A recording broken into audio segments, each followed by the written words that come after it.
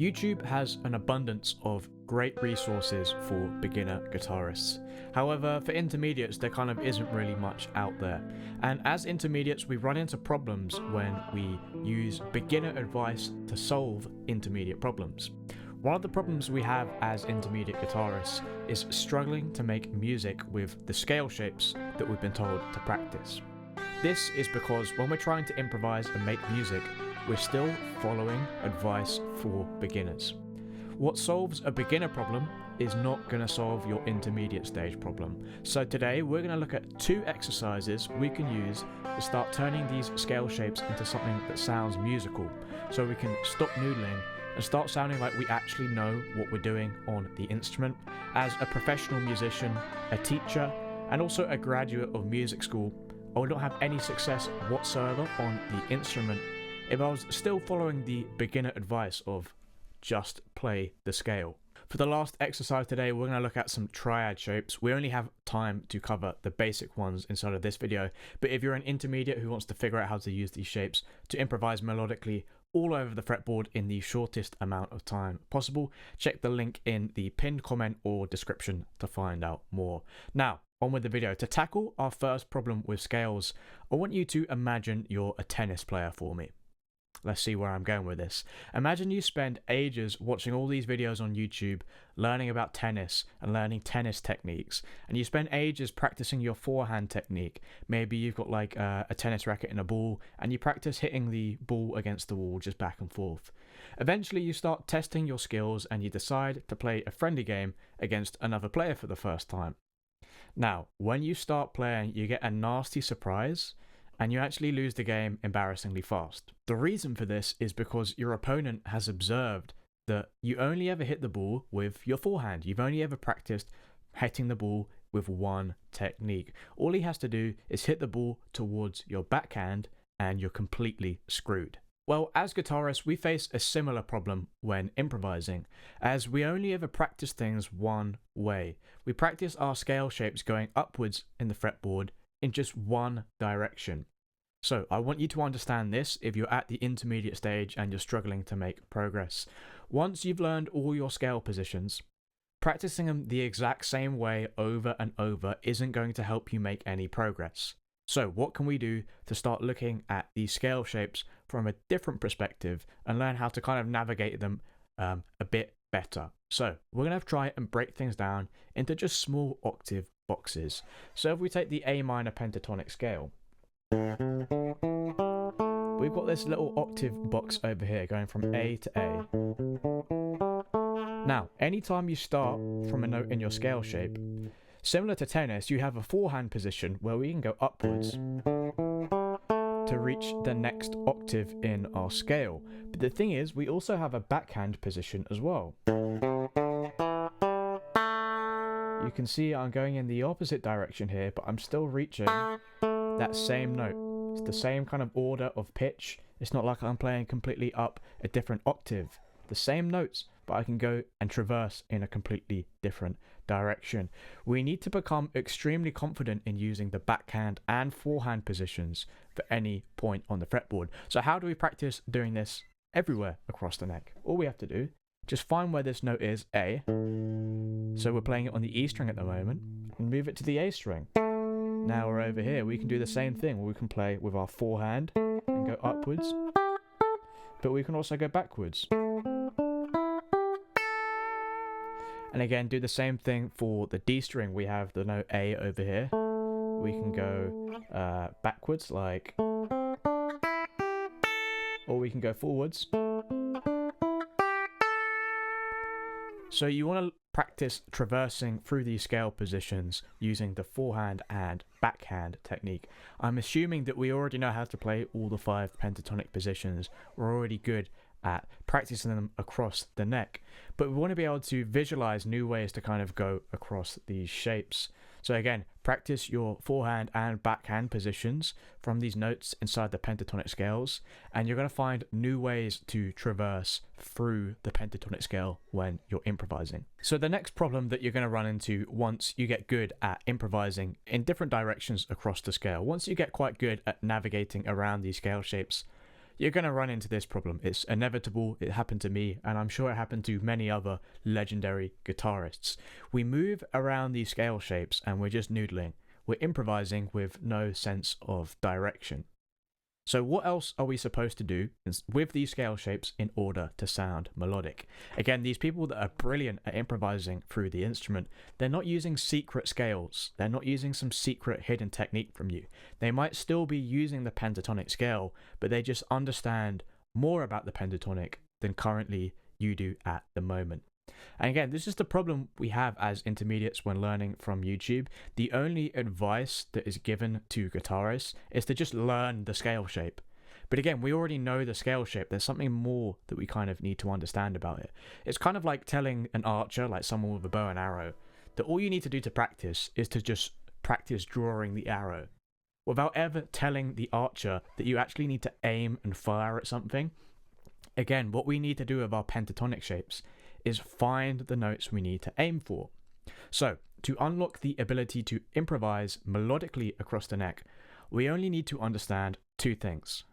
That's scale tones and chord tones. Now, by now, if we know the scale shapes all the way across the fretboard, we already have a really, really good understanding of scale tones. Now, we need to figure out what the chord tones are that are hiding inside of these scale shapes. Again, most of the work is already done. We already know what the scale tones are by knowing these scale shapes. Now we just need to figure out what specific notes and patterns inside of these scale shapes are chord tones.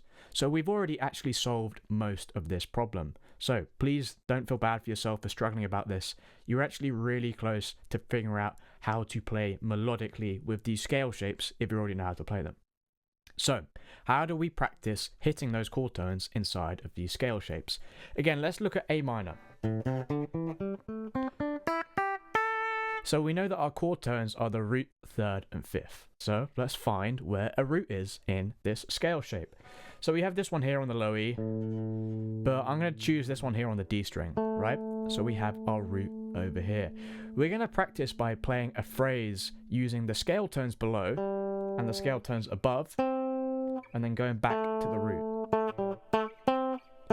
So just kind of practice phrasing around and targeting that chord tone. And again, that's going to be quite easy. It's really simple, right? We can kind of extend upon this and level this up a tiny bit more by introducing the string above it and below. So I can go to like, or again, I'm kind of targeting and anchoring everything around this point of a chord tone. Right? I'm making sure that I return and I'm practicing playing to this note, this chord tone. It's important, right? Now, again, that's going to be quite easy. Practice also doing this in your other kind of box positions as well. If you do the exercise that we did earlier where we practiced the backhand and forehand, you can understand that you can kind of play backwards and forwards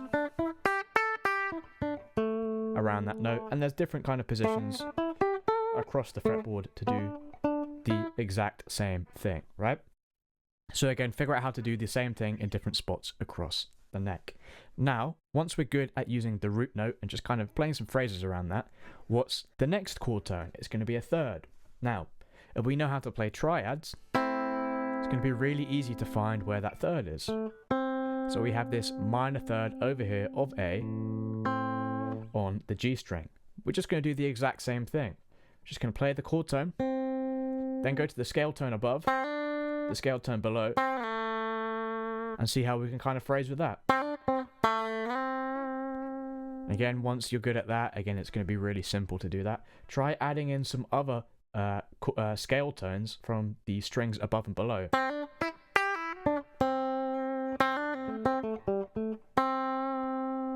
And again, use your octave boxes to kind of find different places to hit that third. And again, all we have to do now is use the fifth this time.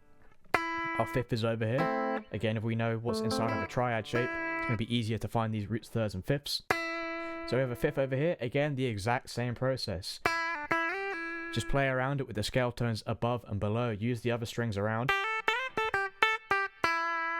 And start targeting it. Again, you can find different kind of spots across the fretboard to kind of play around these fifths. Knowing your triad shapes all across the neck is really, really going to help with this. Now, so we figured out how to do this with the minor chord. Now we want to figure out how to do this with the relative major of this pentatonic. So the relative major of the A minor pentatonic is going to be C major. So we have this C major triad over here. And again, that's in this second position. Still the exact same pentatonic shape. But now we can actually target major sounds inside of this as well. So again, do the same thing. Play the root and target using scale tones below, above, and like strings below and above. Then move on to the third. And target that third. Make sure you're landing and ending your phrases on these target notes. Again, do the same thing for the fifth.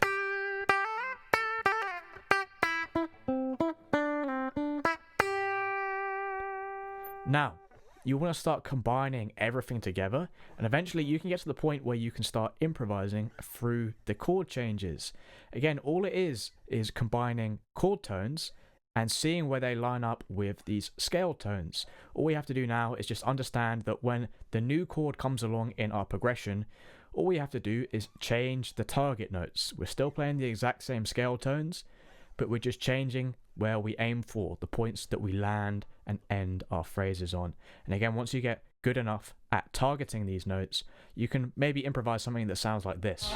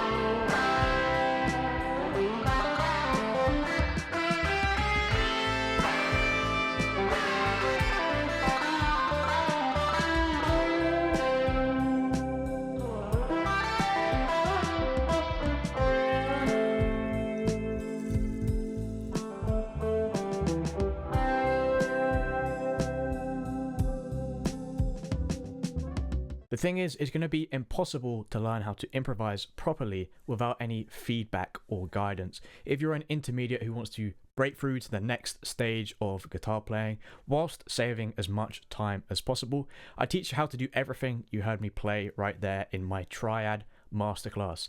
You can find out about the results you can expect and how to get started by either watching this video here or clicking the link in the pinned comment or the description of this video.